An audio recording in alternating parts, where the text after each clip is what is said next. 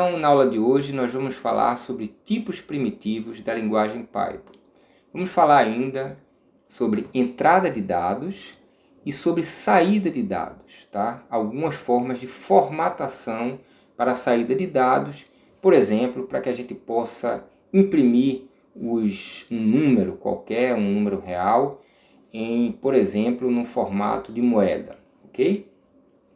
Bom, mas antes de começarmos, vamos primeiro conceituar o que é um tipo. Um tipo é um conjunto de valores equipado com um conjunto de operações. Vamos imaginar, por exemplo, os valores inteiros. Esses valores inteiros, eles são equipados com as operações de soma, multiplicação, divisão, subtração, tá? Ressaltando sempre que nas linguagens de programação, diferente da matemática como conhecemos, esses tipos, um tipo inteiro, por exemplo, ele tem um intervalo de valores definido, porque a memória do computador ela é limitada, tá? Os tipos primitivos, que é o que nós vamos falar hoje, são aqueles que as linguagens de programação já fornecem, já vem embutido na linguagem. A linguagem já oferece para uso simples e imediato, diferente de outros tipos mais complexos que nós iremos ver mais adiante. Um outro aspecto importante que nós estudaremos é a diferença entre tipos estáticos e tipos dinâmicos. Bom, o que vem a ser isso?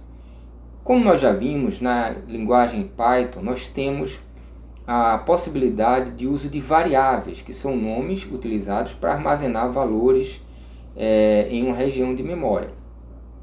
Só que em algumas linguagens de programação, muitas delas, aliás, essas variáveis precisam ser declaradas. A gente precisa especificar qual é o tipo daquela variável.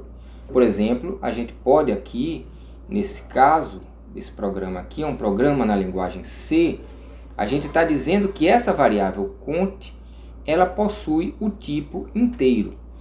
Então, se eu tentar atribuir um valor real ou um texto para essa variável, a linguagem C vai reclamar, porque ela define estaticamente, ou seja, em tempo de compilação, quais são os tipos de cada variável. A variável nasce com um tipo e morre com aquele tipo.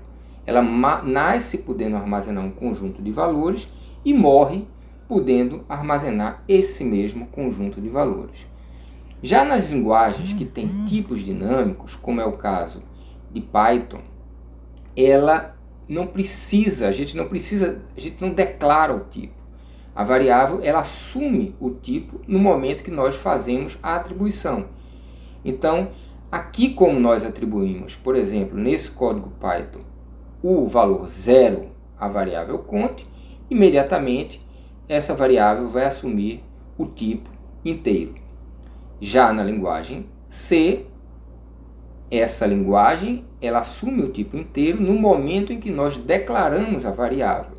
Depois, quando nós fazemos a atribuição, essa variável já foi declarada, o tipo dela já foi declarado. Se nós tentarmos fazer a atribuição sem declarar o tipo, vai ser apresentada uma mensagem de erro. Já o Python não.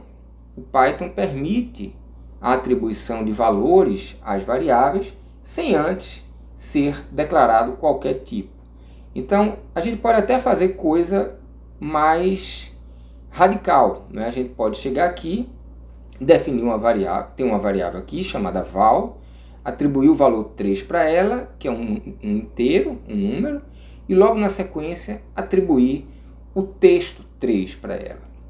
Então, não há nenhum problema nesse caso, o Python não reclama. Nesse momento aqui, val está armazenando uma variável, um valor do tipo inteiro, e aqui está armazenando um valor do tipo textual. Se tentarmos fazer a mesma coisa com a linguagem C ou outras linguagens de tipo estático, o que vai ocorrer é a emissão de um erro, tá certo? Porque eu declarei o val como sendo inteiro, atribuí o inteiro a ele, a essa variável, tudo bem, mas na sequência eu tentei atribuir um texto, isso vai gerar um erro dizendo que val foi declarado como int e, portanto, não pode armazenar um string.